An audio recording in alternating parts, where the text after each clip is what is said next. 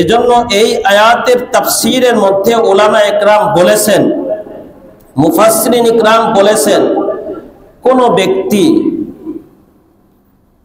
হাঁটতেছে, মনে করেন হাঁটতে হাঁটতে ক্লান্ত হয়ে গেছে, সে কতক্ষণ বিশ্রাম নিবে, বিশ্রাম নিয়ে বসে সে ইস্তেগফার করবে।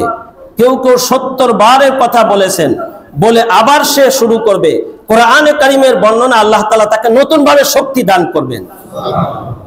ইস্তেগফার করবে। কোন ব্যক্তি কাজ করতে করতে ক্লান্ত হয়ে গেছে, সে কতক্ষণ বিশ্রাম নিবে, ইস্তেগফার করবে, আল্লাহ তাআলা এর মাধ্যমে তাকে শক্তি দান করবেন। ঘরে বাইরে বিভিন্ন জায়গায় যে ব্যক্তি যে কোনো দুর্বলতা, এমনকি বর্ণনার মধ্যে রয়েছে পড়তে পড়তে আমি অসুস্থ হয়ে যাচ্ছি, মনে থাকতেছে না, কতক্ষণ ইস্তেগফার করলে আল্লাহ তাআলা আবার শক্তিকে ফিরিয়ে দিবেন। এটা একটা আজীব বিষয়। এজন্য আমরা এই বিষয়টি আমল করতে পারি, অনেক গুরুত্বপূর্ণ বিষয়। আরেকটি বিষয়, আল্লাহ তাআলা কোরআনে কারীমের আরেকটি আয়াতে আল্লাহ তাআলা বলেছেন, ওয়ামা কানাল্লাহু লিউআযিবাহুম ওয়া আনতা ফীহিম ওয়ামা কানাল্লাহু মুআযিবাহুম ওয়া হুম ইস্তাগফিরুন। আল্লাহ তাআলা এই উম্মতের জন্য দুইটি নিরাপত্তা দান করেছেন। কোরআনে কারীমের এই আয়াতে আল্লাহ তাআলা বলেছেন, ওয়ামা কানাল্লাহু লিউআযিবাহুম ওয়া আনতা ফীহিম, যতদিন নবী করিম সাল্লাল্লাহু আলাইহি ওয়াসাল্লাম এই উম্মতের মাঝে বিদ্যমান থাকবে, আল্লাহ তাআলা ব্যাপক আযাব দিয়ে ধ্বংস করবেন না। তাহলে নবী করিম সাল্লাল্লাহু আলাইহি ওয়াসাল্লামের বিদ্যমান থাকা ব্যাপক আযাব থেকে মুক্তি পাওয়ার কারণ। তাহলে একটি নিরাপত্তা পাইলাম, নবীজির উপস্থিতি। দ্বিতীয় নিরাপত্তা, ওয়ামা কানাল্লাহু লিউআযিবাহুম ওয়া আনতা ফীহিম ওয়ামা কানাল্লাহু মুআযিবাহুম ওয়া হুম ইস্তাগফিরুন। দ্বিতীয় নিরাপত্তা হলো আল্লাহ তাআলা আযাব দিবেন না ব্যাপক আকারে এই উম্মতকে, যতক্ষণ পর্যন্ত তারা তওবা ইস্তেগফারকে আবশ্যক করে নিবে। সুবহানাল্লাহ। তাহলে আমরা যদি ইস্তেগফারকে আবশ্যক করে নেই, তাহলে কোরআনে কারীমের স্পষ্ট বর্ণনা, হাদিসের মধ্যেও রয়েছে যে কিয়ামত পর্যন্ত এই উম্মতের নিরাপত্তা হলো ইস্তেগফার ব্যাপক আযাব থেকে। এবার শুনুন, আরো অনেক বর্ণনা রয়েছে। তো আমরা ইস্তেগফার সংক্রান্ত আমরাও ইস্তেগফার করি, সাহাবায়ে একরামও ইস্তেগফার করতেন। আমরা একটি বর্ণনা শুনলেই বুঝবো। খুব সংক্ষেপে বলছি, দেহিয়া কলবি রাদিয়াল্লাহু তাআলা আনহু নবী করিম সাল্লাল্লাহু আলাইহি ওয়াসাল্লামের এক সাহাবী। এই সাহাবী সম্পর্কে আল্লাহর হাবিব সাল্লাল্লাহু আলাইহি ওয়াসাল্লাম দোয়া করলেন, আল্লাহ আপনি ইসলামের শক্তির জন্য দেহিয়া কলবিকে অথবা আবু লাহাবকে, দুইজনের একজনকে আপনি ইসলামের ছায়াতলে এনে দিন। আল্লাহ তাআলা ওহী নাজিল করলেন। আল্লাহ তাআলা জানালেন যে দেহিয়া কলবি ইসলাম গ্রহণ করবে আগামীকাল। নবী করিম সাল্লাল্লাহু আলাইহি ওয়াসাল্লাম সাহাবায়ে একরামের মাঝে ঘোষণা দিয়ে দিলেন, আগামীকাল সকালে দেহিয়া কলবি আসবে, তোমরা তার সঙ্গে খারাপ ব্যবহার করবে না। সাহাবায়ে একরাম খুব আগ্রহ নিয়ে বসলেন যে দেহিয়া কলবি আমাদের মাঝে আসছেন। তো ঠিকই আগামীকাল সকালে আসলেন। আসার পরে নবী করিম সাল্লাল্লাহু আলাইহি ওয়াসাল্লাম চাদর বিছায়া দিয়েছিলেন। সাহাবায়ে একরাম সংবর্ধনা দিলেন, তাকে খুব আদরের সঙ্গে এনে বসালেন। দেহিয়া কলবি তাড়াতাড়ি চাদরটি উঠায় চুমা দিয়ে বসলেন, এইটার উপযুক্ত আমি না, আমি ইসলাম গ্রহণ করার জন্য আসছি, আমাকে কালিমা পড়ায়া দিন। দেহিয়া কলবি ইসলাম গ্রহণ করলেন। গ্রহণ করার পরে এবার শুধু কাঁদতেছেন, এত পরিমাণ কাঁদতেছেন, হাদিসের বর্ণনার মধ্যে রয়েছে উপস্থিত সকল সাহাবায়ে একরাম তার কান্নায় সকলে কাঁদতে লাগলেন। তখন এক পর্যায়ে তাকে প্রশ্ন করা হলো যে আপনি তো নিজে স্বইচ্ছায় ইসলাম গ্রহণ করেছেন, আপনাকে তো কেউ জোর করেনি, আপনি কেন কাঁদতেছেন? তখন বললেন, আমি এইটার জন্য কাঁদতেছি না, আমি ইসলাম গ্রহণ করার পূর্বে যে অপরাধ করেছি সেই অপরাধ আল্লাহ তাআলা মাফ করবেন কিনা এজন্য আমি কাঁদতেছি। কি অপরাধ? বললেন, আমি কিছুদিন পূর্বেও আমার একটি মেয়ে সন্তান, এই মেয়ে সন্তান যখন গর্ভে ছিল, আমি ব্যবসার কাজে বাইরে যাওয়ার সময় আমি বলে গিয়েছিলাম যে তুমি এই সন্তান যদি মেয়ে সন্তান জন্মগ্রহণ করে তাকে তুমি কবর দিয়ে ফেলবে, তাকে যেন আমার দেখতে না হয়। কিন্তু সুন্দর বাচ্চা যখন জন্মগ্রহণ করলো তখন স্ত্রী আর তাকে কবর দেন নাই। এরপরে দেহিয়া কলবি যখন আসলেন তখন সন্তানটি একটু বড় হয়ে গেছে, তখন দেখেই রাগান্বিত হয়ে গেল। কিন্তু সন্তান কথা বলতে শিখছে, তখন বলতেছে ইয়া আবাতি ইয়া আবাতি, হে আব্বুজি বলে ডাকতেছে। কিন্তু দেহিয়া কলবি সেই কথা না শুনে দেহিয়া কলবির সঙ্গে সঙ্গে বললেন যে আমি বলেছিলাম জীবিত না রাখার জন্য, তুমি কেন রাখছো? তুমি রশি এবং খুনটা দাও, আমি এখনই শেষ করে আসি। কোনো অনুরোধে শুনলো না, সঙ্গে সঙ্গে জঙ্গলের দিকে নিয়ে গেল। যাওয়ার সময় বারবার বাচ্চাটি বলতেছে ইয়া আবাতি আইনা তাযহাবু, ইয়া আবাতি আইনা তাযহাবু, হে আব্বুজি আপনি আমাকে কোথায় নিয়ে যাচ্ছেন? কিছু বলে না, গর্ত খুঁড়ছে, বলতেছে যে আপনি আমার কাছে আসেন, আপনার গায়ে মাটি লাগতেছে, আপনার মাটি আমি মুছে দিই। কিন্তু সে শুনে না, বলে যে আমি গর্ত খুঁড়ে আমি আমার বিবেকের তাড়নায় আমি কোনো দিকে না তাকিয়ে আমি বুকের উপরে পা দিয়ে আমি চাপা মাটি দিয়ে চলে আসলাম। ইয়া রাসূলুল্লাহ, আমি সেই কথা বলতে পারছি না, আল্লাহ আমাকে মাফ করবেন কিনা, এজন্য আমি কাঁদতেছি। কিছুক্ষণ পরে জিবরাইল আলাইহিস সালাম চলে আসলেন, বললেন যে আপনার দেহিয়া কলবির এই আহাজারির জন্য আল্লাহ তাআলা তার সমস্ত গুনাহকে মাফ করে দিয়েছেন। সুবহানাল্লাহ। আরেকটি বর্ণনা শুনুন। তাবুকের যুদ্ধের সময় সালাবাতুল আনসারী সাঈদ ইবনে আব্দুর রহমান তিনি ছিলেন মুহাজির, আর সালাবাতুল আনসারী ছিলেন উনি আনসারী। দুই সাহাবী যখন তাবুকের যুদ্ধের সময় আসলো, সালাবাতুল আনসারীকে সেখানে থাকার দায়িত্ব দিলেন, ঘর দেখাশোনা, বাড়ি দেখাশোনার দায়িত্ব দিলেন, এবং সাঈদ ইবনে আব্দুর রহমান তাবুকে যুদ্ধে চলে গেলেন। লম্বা ঘটনা, আমি খুবই সংক্ষেপে বলছি। যুদ্ধের থেকে যখন ফেরত আসবেন এর পূর্বে সালাবাতুল আনসারী একদিন সে আমানতের খেয়ানত করতে যাচ্ছিল। ঘরে সে পর্দার ভিতরে সে যে তার স্ত্রীর হাতে স্পর্শ করলো। স্পর্শ করার সঙ্গে সঙ্গে স্ত্রী বলল, তোমার ভাই তোমাকে তোমার উপরে আমানত রেখে গেছে, তুমি কি সেই আমানতের খেয়ানত করতেছো? তখন সঙ্গে সঙ্গে উনি চিৎকার করে ফিরে চলে গেলেন, ফিরে গিয়ে জঙ্গলের দিকে চলে গেলেন আর কাঁদতে লাগলেন, আমি কি অপরাধ করলাম। অনেক লম্বা বর্ণনা।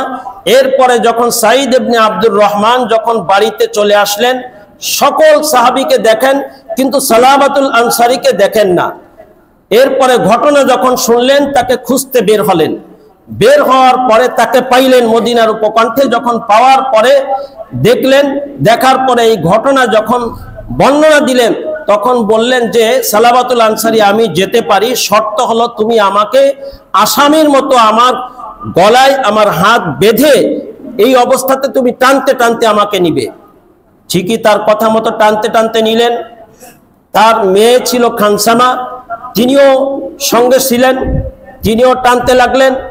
এরপরে ওমর রাদিয়াল্লাহু তাআলা আনহু, আবু বকর সিদ্দিক রাদিয়াল্লাহু তাআলা আনহু, আলী রাদিয়াল্লাহু তাআলা আনহু, প্রত্যেকের লম্বা বর্ণনা, প্রত্যেকের দরবারে গেলেন মাপির জন্য। সকলে বের করে দিলেন। নবী করিম সাল্লাল্লাহু আলাইহি ওয়াসাল্লামের কাছে বড় আশা নিয়ে বের হলেন। বের হওয়ার পরে গেলেন, যাওয়ার পরে নবীজি দেখেই বললেন, তুমি তো আমাকে দোজকের কথা স্মরণ করে দিয়েছো, তুমি বের হয়ে যাও। তখন তিনি আবার বের হয়ে গেলেন। বের হয়ে মদিনার উপকণ্ঠে তিনি সিজদায় পড়ে থাকেন আর কাঁদতে থাকেন। একদিন আল্লাহ তাআলা আবার ফেরেশতাকে পাঠালেন, লম্বা বর্ণনা পাঠালেন, বললেন যে আল্লাহ তাআলা জিজ্ঞাসা করেছেন, এই পৃথিবীর মালিক স্রষ্টা কে, আপনি না কে? তখন বললেন নিশ্চয়ই আল্লাহ তাআলা। তখন তিনি বললেন আল্লাহ তাআলা সালাবাতুল আনসারীকে মাফ করে দিয়েছেন। সুবহানাল্লাহ। তখন সঙ্গে সঙ্গে সালাবাতুল আনসারী সম্পর্কে ঘোষণা দিলেন, তোমাদের মধ্যে কে প্রস্তুত আছো যে সালাবাতুল আনসারীকে তোমরা নিয়ে আসবে? আবু বকর সিদ্দিক রাদিয়াল্লাহু তাআলা আনহু, ওমর রাদিয়াল্লাহু তাআলা আনহু দুইজনে দাঁড়ালেন, আলী রাদিয়াল্লাহু তাআলা আনহু, সালমান ফারসি রাদিয়াল্লাহু তাআলা আনহু দাঁড়ালেন। নবী করিম সাল্লাল্লাহু আলাইহি ওয়াসাল্লাম আলী রাদিয়াল্লাহু তাআলা আনহু এবং সালমান ফারসি রাদিয়াল্লাহু তাআলা আনহুকে পাঠালেন।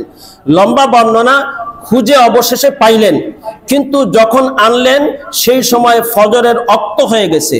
ফজরের ওয়াক্ত হয়ে গেছে, নবীজি নামাজে দাঁড়িয়ে গেছেন।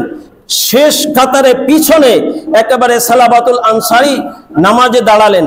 নামাজে দাঁড়ানোর শেষ মুহূর্তে যখন নবী করিম সাল্লাল্লাহু আলাইহি ওয়াসাল্লাম পড়ছিলেন, আলহাকুমুত তাকাসুরু হাত্তা যুরতুমুল মাকাবির, এই আয়াতের অর্থ হলো যে দুনিয়ার প্রাচুর্য তোমাকে গাফেল করে রেখেছে, ধন সম্পদ ইত্যাদি তোমাকে গাফেল করে রেখেছে, হাত্তা যুরতুমুল মাকাবির, এতদূর পর্যন্ত যেতে তোমার সঙ্গে কবরের সঙ্গে মুলাকাত হয়ে যায়।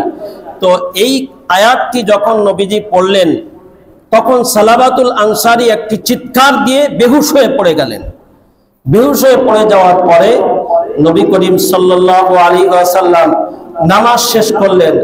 নামাজ শেষ করার পরে এসে বললেন যে সালাবাতুল আনসারীর মুখে তোমরা পানি ছিটা দাও। যখন পানি ছিটা দিলেন, সাহাবা একরাম বললেন যে ইয়া রাসূলুল্লাহ, তার তো ইন্তেকাল হয়ে গেছে। তখন সালাবাতুল আনসারীর মেয়ে সেও উপস্থিত ছিলেন, সেও কাঁদতে লাগলেন। নবীজি বললেন, তুমি যে কাঁদতেছ, তুমি কি তোমার ফাতেমা যদি তোমার বোন হয়ে যায়, আমি যদি তোমার পিতা হয়ে যাই, তুমি কি রাজি না? তিনি বললেন, হ্যাঁ অবশ্যই রাজি। এরপরে কাফন দাফনের ব্যবস্থা হলো। যখন দাফন করতে গেলেন, নবী করিম সাল্লাল্লাহু আলাইহি সাল্লাম শুধু পায়ের উপরে ভর করে হাঁটতেছিলেন। তখন দাফনের শেষে হযরত ওমর রাদিয়াল্লাহু তাআলা আনহু জিজ্ঞাসা করলেন, ইয়া রাসূলুল্লাহ, আজকে ব্যতিক্রম দেখলাম, তার কারণ কি? বললেন যে সালাবাতুল আনসারী তওবাকে আল্লাহ তাআলা এত বেশি কবুল করেছেন, এত বেশি ফেরেশতা উপস্থিত হয়েছে যে আমি পা রাখতে পারতেছিলাম না, এজন্য আমার অবস্থা এরকম হয়েছে। এই হলো সাহাবায়ে কেরামের তওবা। আর আমাদেরও তওবা ইস্তেগফার সংক্রান্ত অনেক গুরুত্বপূর্ণ আরো অনেক কথা রয়েছে, কিন্তু তওবা ইস্তেগফার সংক্রান্ত সবথেকে বড় কথা হলো ইস্তেগফার অর্থাৎ গুনাহ থেকে মাফির জন্য চারটি শর্ত। এক হলো অনুতপ্ত হওয়া, লজ্জিত হওয়া, আর এক হলো গুনাহকে ছেড়ে দেওয়া, আর এক হলো প্রতিজ্ঞা করা আমি ভবিষ্যতে এই গুনাহ আর করব না। 4 নাম্বার হলো যেটা বান্দার হক হোক আল্লাহর হক হোক সেটা পূরণ করতে থাকা। যদি নামাজ না পড়ে থাকি, নামাজ পড়তে থাকা। কোনো মানুষকে যদি ঠগায় থাকি, কোনো মানুষকে ফাঁকি দিয়ে থাকি, কোনো মানুষের উপরে যদি জুলুম করে থাকি, তাহলে সেই সকল লোকের থেকে মাপ নেওয়া, যে কোনোভাবে মাপ নেওয়া। বান্দার হক এভাবে যদি আদায় করতে থাকি, আল্লাহর হক আদায় করতে থাকি, আর ওই 3টা কাজ করি, তাহলে আল্লাহ তাআলা জীবনের সকল গুনাহকে মাফ করে দিবেন। সুবহানাল্লাহ। যে সম্পর্কে আমরা বর্ণনা শুনলাম সাহাবায়ে কেরামের যে তওবা, তার কিছু দৃষ্টান্ত শুনলাম। আমরাও বাস্তব জীবনে এই তওবা ইস্তেগফার সাহাবায়ে কেরামের এই কথাগুলি থেকে আমরা শিক্ষা গ্রহণ করার চেষ্টা করি। আল্লাহ তাআলা আমাদের সকলকে তৌফিক দান করুন, আমিন। আরেকটি গুরুত্বপূর্ণ বিষয়, ভিন্ন একটি বিষয়, আপনারা সকলেই জানেন গতকালও আমি মসজিদে আসরের পরে অনেক লম্বা কথা বলেছি। আজকে আর লম্বা কোনো কথা বলবো না, শুধু এতটুকু, হাদিসের মধ্যে আছে নবী করিম সাল্লাল্লাহু আলাইহি সাল্লাম বলেছেন, সারা পৃথিবীর মুসলমান এক ব্যক্তির ন্যায়। কোন ব্যক্তির মাথায় ব্যথা হলে যেমন সারা শরীরে ব্যথা করে, চোখে ব্যথা হলে যেমন সারা শরীরে ব্যথা করে, পৃথিবীর আরেক প্রান্তে এক মুসলিম যদি ব্যথিত হয় তাহলে আমাদেরও ব্যথিত হতে হবে। এইটা হলো ইসলামের দাবি। আর যদি সেই ব্যথায় আমরা ব্যথিত হই আর যদি আগে আসি, এর জন্য অনেক ফজিলত রয়েছে। নবী করিম সাল্লাল্লাহু আলাইহি সাল্লাম বলেছেন, কোন বান্দার প্রয়োজনে যদি কেউ আগে আসে, উদ্দেশ্য তাকে খুশি করবে, সেজন্য আমি নবীকে খুশি করলো। যে আমি নবীকে খুশি করলো সেজন্য আল্লাহকে খুশি করলো। যে আল্লাহকে খুশি করলো আল্লাহ তাআলা তাকে জান্নাত দান করবেন। আরেকটি বর্ণনার মধ্যে রয়েছে, যে ব্যক্তি মানুষের বিপদে তার পাশে দাঁড়াবে, মানুষের মুসিবতে তার পাশে দাঁড়াবে, আল্লাহ তাআলা দুনিয়া এবং আখিরাতে কঠিন বিপদে তাকে সাহায্য করবেন। সুতরাং আপনারা জানেন আমাদের দেশে এই যে ফেনী, নোয়াখালী, কুমিল্লা, আরো বিবাড়িয়া, চট্টগ্রাম, আরো বিভিন্ন এরিয়াতে নতুন নতুন করে অনেক জায়গায় ব্যাপক আকারে প্লাবিত হয়েছে, আপনারা সবাই জানেন। এবং কিভাবে পানি আসছে, কোত্থেকে আসতেছে আপনারা সবই জানেন, বলার অপেক্ষা রাখে না। শুধু এতটুকু যে দেখা যায় না, দোতলা পর্যন্ত পানি উঠে গেছে, মানুষের সবকিছু শেষ, নিঃস্ব হয়ে গেছে, মানুষ উদ্ধার হইতে পারতেছে না, মানুষে খাবারের কষ্ট পাচ্ছে, মানুষে বিভিন্ন ভাবে কষ্ট পাচ্ছে, মানুষের পরিবারের খোঁজ নাই, কিছুর খোঁজ নাই, একেবারে নিঃস্ব হয়ে গেছে। তো সেই সকল লোকের পাশে আমাদের দাঁড়ানো একান্ত কর্তব্য। এ সম্পর্কে বর্ণনা আমরা সংক্ষিপ্ত আকারে যা শুনলাম, এ তো আমরা বুঝতেই পারছি। বিভিন্ন মানুষ যার যেভাবে সুযোগ রয়েছে দিচ্ছে, আরো দিবেন। তবে দুইটি দাওয়াত আপনাদেরকে দেই। একটি দাওয়াত হলো, আমাদের এইখানের যে আশেপাশে যে ছাত্ররা আছে তাদের একটি জামাত, তারা নামাজের পরে মসজিদের 2 গেটে থাকবে। তো ওনাদের একটি টিম অলরেডি চলে গিয়েছে, আবারও ওনারা আরো যাবেন। তো তাদের কাছে যদি আপনারা দিতে চান তাহলে তাদের সঙ্গে যোগাযোগ করবেন। দ্বিতীয় হলো, আমাদের মসজিদ কমিটির উদ্যোগ, ওনারা উদ্যোগ নিয়েছেন যে ওনারাও এই বন্যার্ত বা এই প্লাবিত লোকদেরকে কিছু সহযোগিতা করবেন।